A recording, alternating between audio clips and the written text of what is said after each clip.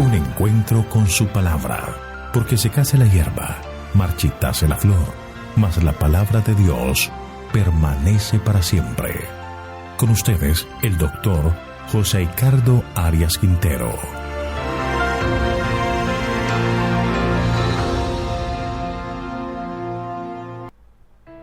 Hoy vamos a estudiar Segundo de Crónicas, capítulo 7, consagración del templo. Te invito a orar. Padre nuestro que estás en el cielo, gracias te damos, Señor, por este día que nos regalas de vida. Te damos gracias por tu perdón y salvación. Te pedimos especialmente que por medio de tu Santo Espíritu nos acompañes en el estudio de tu palabra y que Él sea nuestro Maestro y se fortalezca así nuestra fe. Te lo pedimos todo en el nombre de Jesús. Amén. Llegó el día tan anhelado por todos, la dedicación del templo, un hermoso edificio donde se unifican los servicios del santuario y convierte a Jerusalén en el centro religioso de Israel. Salomón se ha postrado frente al altar en presencia de todo el pueblo y ha elevado una oración de dedicación al Señor. Hoy vamos a estudiar la respuesta que se recibió con respecto a esta oración. Dios se hace manifiesto en ese momento, versículos 1 al 3. Cuando Salomón acabó de orar, descendió fuego de los cielos y consumió el holocausto y los sacrificios, y la gloria de Jehová llenó la casa, y no podían entrar los sacerdotes en la casa de Jehová, porque la gloria de Jehová lo había llenado. Cuando vieron todos los hijos de Israel descender el fuego y la gloria de Jehová sobre la casa, se postraron sobre sus rostros en el pavimento y adoraron y alabaron a Jehová diciendo, porque Él es bueno, porque para siempre es su misericordia. Dios dio una señal externa para indicar que había oído la oración de Salomón y que honraría el templo con su presencia.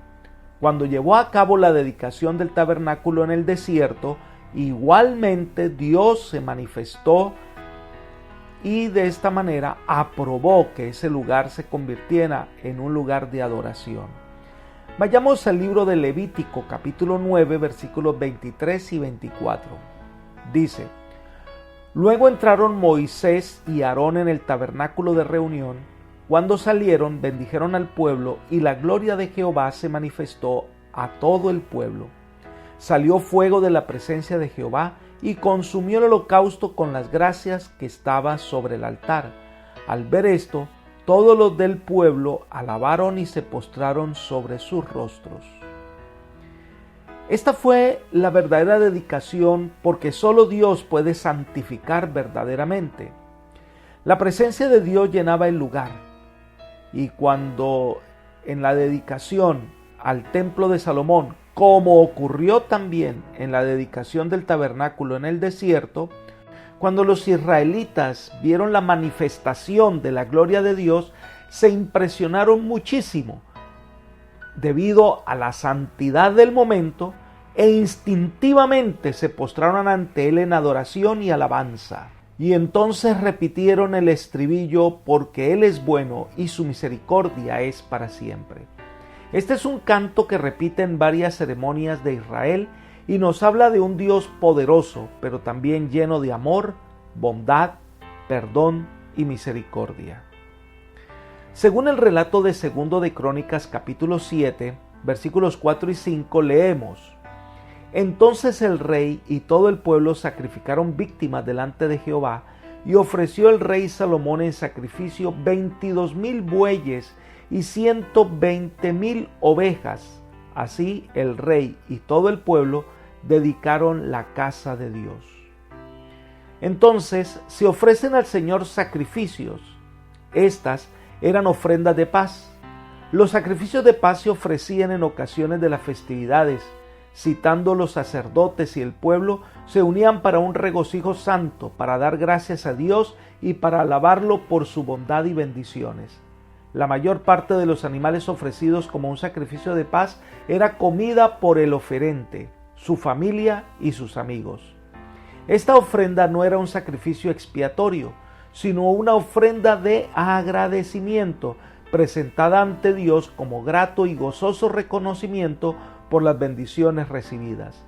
Era una ocasión feliz y festiva en la que podían participar un gran número de personas. En este día memorable no faltaba la música y la alabanza. Leamos el versículo 6. Los sacerdotes desempeñaban su ministerio mientras los levitas alababan a Jehová con los instrumentos de música que el rey David había hecho para acompañar los cánticos a Jehová, porque su misericordia es para siempre, entonando los cánticos compuestos por David. Los sacerdotes tocaban las trompetas delante de ellos y todo Israel se mantenía en pie. Al parecer el coro entonaba alabanzas a Dios acompañado de instrumentos y música. Entonaban cantos compuestos por David para esta ocasión y el pueblo repetía el estribillo porque para siempre es su misericordia. Era un momento solemne de regocijo y consagración.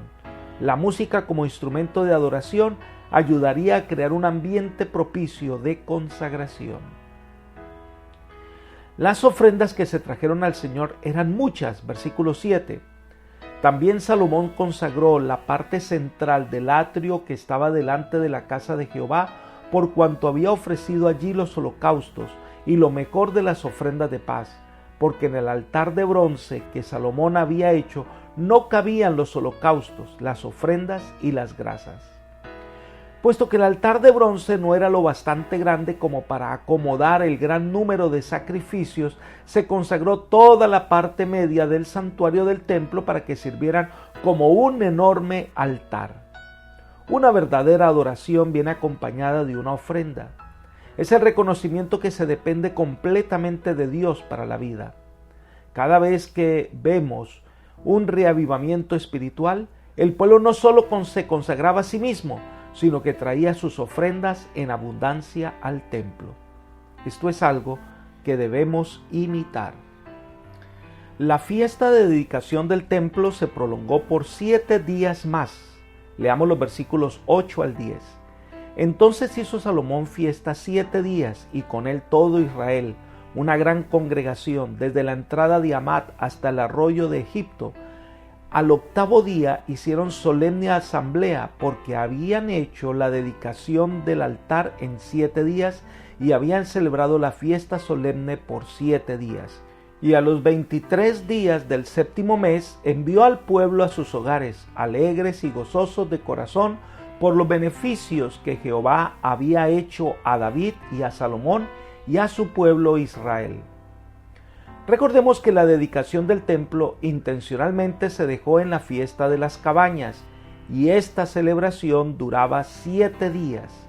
Elena de White dice: durante 7 días las multitudes de todas partes del reino, desde los confines de Hamat hasta el arroyo de Egipto, una grande congregación celebraron un alegre festín. La semana siguiente fue dedicada por la muchedumbre feliz a observar la fiesta de las cabañas. Al fin del plazo de reconsagración y regocijo, todos regresaron a sus hogares. Libro Profetas y Reyes, página 31. El 8º día debe contarse desde el comienzo de la fiesta de los tabernáculos. La gente regresaba a su hogar, pero se mencionan 23 días en el 7º mes, cuando la gente regresa a sus casas. Esto nos indica que la celebración se hizo desde el día 16 hasta el día 23 del 7º mes. Fue uno de los momentos más solemnes y memorables de la historia de Israel. Ellos regresaron a sus hogares alegres y gozosos de corazón por los beneficios que Jehová había hecho a David y a Salomón y a su pueblo Israel. Aquí se evidencia que Dios estaba con su pueblo, que Dios cumple sus promesas y que el propósito de Dios se cumpliría en su pueblo. La siguiente sección es el pacto que Dios hace con Salomón y va desde el versículo 11 hasta el final de este capítulo. Leamos el versículo 11. Terminó pues Salomón la casa de Jehová y la casa del rey, y todo lo que Salomón se propuso hacer en la casa de Jehová y en su propia casa fue prosperado. Lo que se narra ahora a continuación fue tiempo después de la dedicación del templo. Salomón emprendió no solo la construcción del templo, sino del palacio real y todo lo que se necesitaba para gobernar adecuadamente al pueblo. Salomón realizó con éxito todo lo que había emprendido. Dios le prosperó en todo lo que hacía. Dios entonces aparece a Salomón, versículos 12 al 14. Entonces apareció Jehová a Salomón de noche y le dijo: Yo he oído tu oración y he elegido para mí este lugar como casa de sacrificio.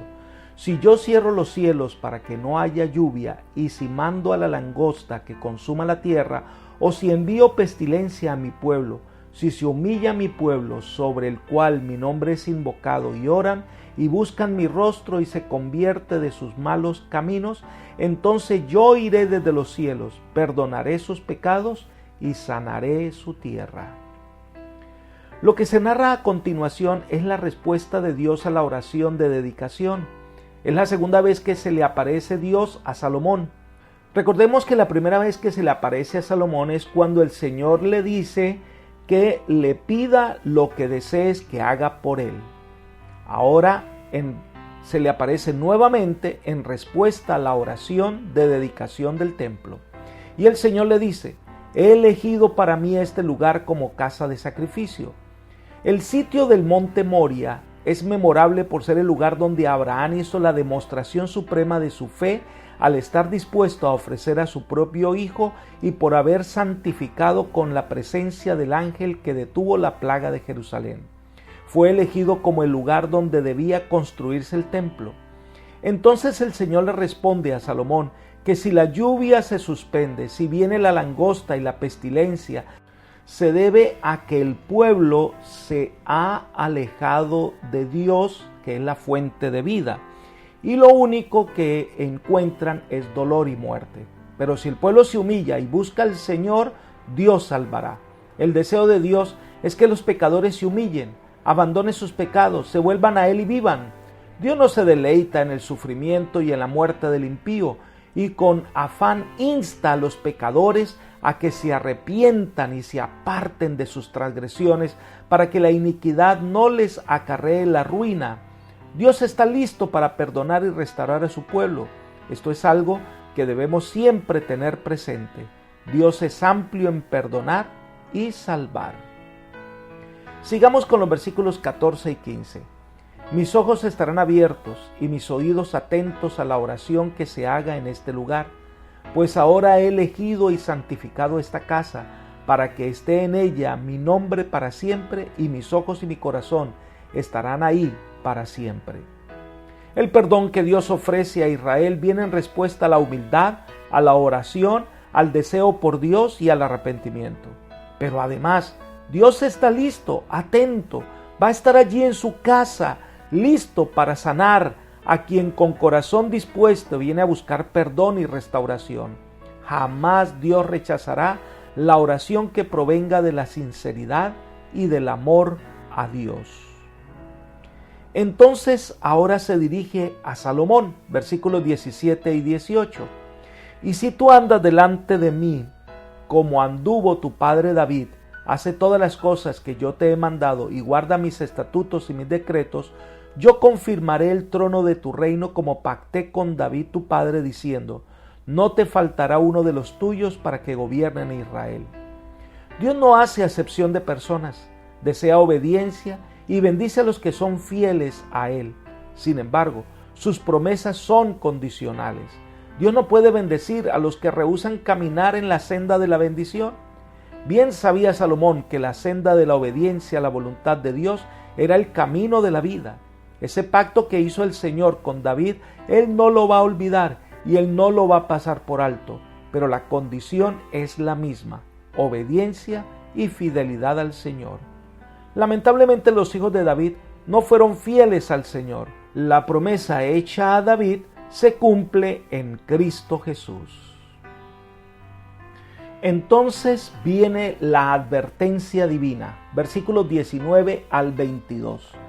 Pero si vosotros os volvéis y dejáis mis estatutos y mandamientos que he puesto delante de vosotros, y vais y servís a dioses ajenos y los adoráis, Yo os arrancaré de mi tierra que os he dado, arrojaré de mi presencia esta casa que es santificado en mi nombre, y la haré objeto de burla y escarnio entre todos los pueblos. Y esta casa que es tan excelsa será espanto a todo el que pase, de modo que dirá: ¿por qué ha hecho así Jehová a esta tierra y a esta casa? Y se responderá: por cuanto dejaron a Jehová, Dios de sus padres, que los sacó de la tierra de Egipto, y han abrazado a dioses ajenos, y los adoraron y sirvieron, por eso Él ha traído todo este mal sobre ellos. La desobediencia nunca trae resultados positivos, siempre llevará al camino de la destrucción. A veces la ceguedad de las cosas nos impide ver el final del camino, que es muerte. Si Israel decide desobedecer al Señor, si decide dar la espalda al Señor, entonces serán arrancados de la tierra, irán camino a la destrucción, serán llevados cautivos a tierra extraña. ¿Por qué? ¿Porque Dios así lo determina? No, es el resultado de alejarse de Dios. Israel pierde el secreto de su fuerza y grandeza, que es Dios. Al alejarse de Dios, lo pierde todo.